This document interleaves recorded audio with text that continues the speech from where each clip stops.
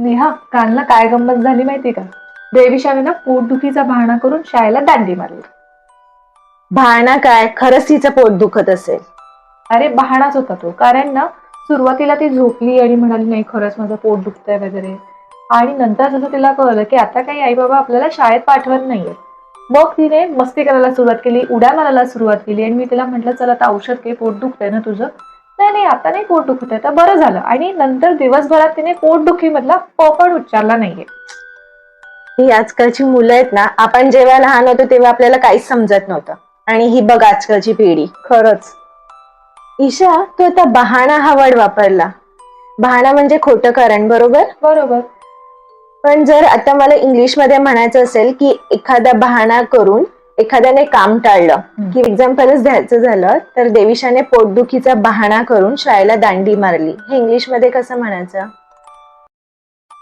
एखाद्याने एखादा बहाणा करून काम टाळलं किंवा देविशाने पोटदुखीचा बहाणा करून शाळेला दांडी मारली, म्हणजेच चा बहाणा करणे किंवा चा बहाणा करून हे इंग्लिश मध्ये कसं म्हणायचं हे माहिती आहे का? नसेल माहिती तर हा व्हिडिओ पूर्ण बघा. एखादा बहाणा करून किंवा च्या बहाण्याने हे इंग्लिश मध्ये बोलायचं असेल तर ऑन द प्रिटेक्स्ट ऑफ या फ्रेजचा वापर करतो. तुम्ही हे लक्षात ठेवा, ऑन द प्रिटेक्स्ट ऑफ अशा वेळेस वापरतो जेव्हा दिलेलं कारण हे खोटं कारण आहे किंवा एक्सक्यूज आहे, तेव्हाच आपण ह्याचा वापर करतो. आणखी एक गोष्ट लक्षात ठेवा, जर ऑन द प्रिटेक्स्ट ऑफ नंतर वर्ब आलं तर त्याला आयएनजी प्रत्यय लावणं गरजेचं आहे. तर आता आपण ऑन द प्रिटेक्स्ट ऑफ ची 10 एक्झाम्पल बघूयात. पहिलं उदाहरण आहे, एक आधीच ठरलेल्या कार्यक्रमाचा बहाणा करून त्यांनी मीटिंग टाळली. They skip the meeting on the pretext of a prior engagement. तब्येत ठीक नसल्याचा बहाणा करून ती लवकर निघून गेली. She left early on the pretext of feeling unwell. Rohan आजारी असल्याचा बहाणा करून घरीच थांबला. Rohan stayed home on the pretext of feeling unwell.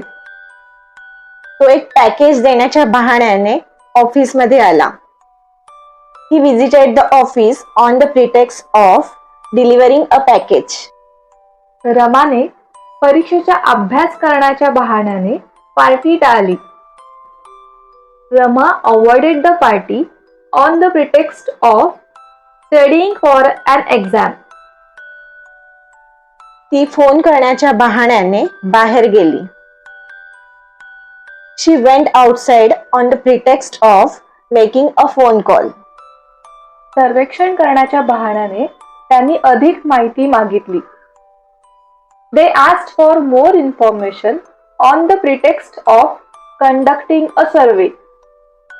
आर्थिक मंदीचा बहाणा करून कंपनीने खर्च कमी केला. The company cut cost on the pretext of economic downturns. संशोधनासाठी अधिक वेळ गरजेचा आहे असा बहाणा करून त्यांनी अंतिम मुदत वाढवली. They extended the deadline on the pretext of needing more time for research. तिने पुढील शिक्षण घेण्याचा बहाणा करून तिच्या नोकरीचा राजीनामा दिला. She resigned from her job on the pretext of pursuing further education. On the pretext of ह्याचा वापर कसा करायचा हे तुम्हाला कळलं असेल. आता मी तुम्हाला एक वाक्य देते, त्याचा तुम्ही इंग्लिशमध्ये ट्रान्सलेट करून दाखवा ऑन द प्रिटेक्स्ट ऑफ चा वापर करून. ज्योतीने तिच्या कुटुंबाच्या आपत्कालीन परिस्थितीचा बहाणा करून सुट्टी मागितली.